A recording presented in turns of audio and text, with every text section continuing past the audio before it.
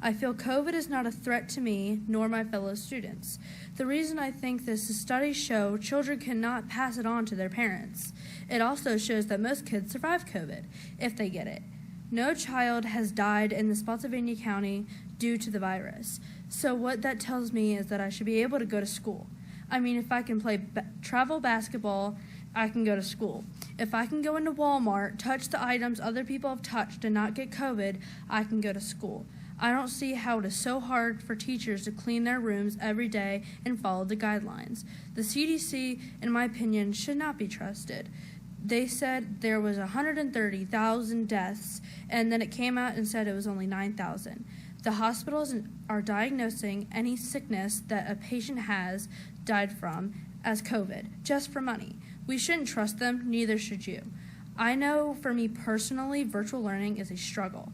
It's harder to be organized, and there are always technical difficulties every class. My teachers take so long to respond to my emails when I have questions, but I think that the people that are struggling the most right now are parents, working parents, especially my dad. I know it's hard for him because he works. He cannot help me with my schoolwork anymore because, quite honestly, he doesn't know it.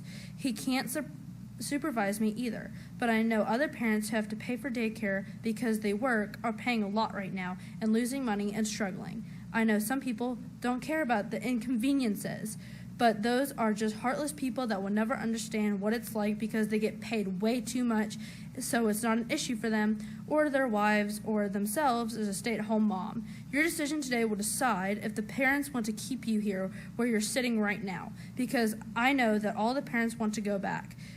Your vote shouldn't be based on your beliefs. It should be based on what the people think, and the people think it's safe. This is a generation that is going to be smarter than any other generation. Don't ruin our knowledge over a virus that hardly exists. Is it perfect? No. Is classroom instruction every day perfect? No. We're not perfect. We're people. And that's what it's about. I commend how far we've gotten. Look at us. I think it's incredible. Instead of complaining, let's be grateful. It is easier to complain than it is to be grateful for what we have. We have safe students. We have students learning. We have special needs students coming into our building, receiving those services. I see them. I'm there. I get it. I get the struggle. But today, our students are receiving consistent 4-day-a-week instruction with immediate feedback. Immediate. I see it. I am in 10th grade. I want 100% in-person learnings. Studies show the flu has more cases from COVID. The only people that get really sick or die are the people with elderly health issues or if they are elderly. It has been a huge change for my family and I from in-person to virtual. I also want my brother, who is in kindergarten, to at least see somewhat of what a normal first year of school is. You also can expect little kids to sit still in front of a computer for almost 3 hours at a time. I have to watch my brother in kindergarten and see all the interruptions. He is not getting the education he deserves. Some of the struggles my family are dealing with are not having the same resources as in-person learning, also technical difficulties that make my assignments misgraded or is unfair to me. We are online for approximately 3.5 hours a day compared to 7.5 hours a day. Education will get in person. We are being overwhelmed with work that needs to be done with a short period of time.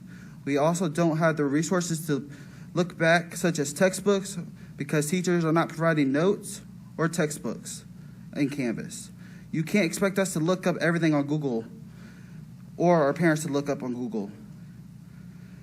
Our parents right now are teaching us the way that teachers want it to be taught without notes and textbooks. Parents are having to pay daycare that they can't afford, relying on someone else to make sure the schoolwork is completed.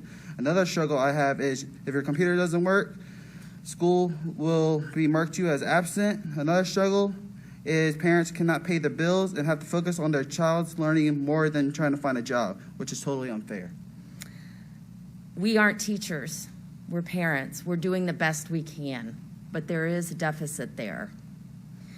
Our children are not receiving the quality education through virtual learning. We need to reopen the schools, and not a hybrid option, but 100% in-person learning. Allow those parents who are not convinced that it's safe to do virtual, but then allow those parents that need their children, that don't thrive doing virtual or have connectivity problems, to do in person. Their education is going to suffer. Their college chances may suffer. This will have long-term effects on them. And we don't know what those are in 10 years. But we're going to have to deal with that too. I love my kids. I want the best for them. And I feel like you guys are destroying everything I've hoped for them. Please let my kids go back to school. Thank you. It would be absolutely absurd for you knowingly to send community back into schools knowing that you do not have the proper materials to protect both staff and the students. The lack of funding alone and your willingness to continue on this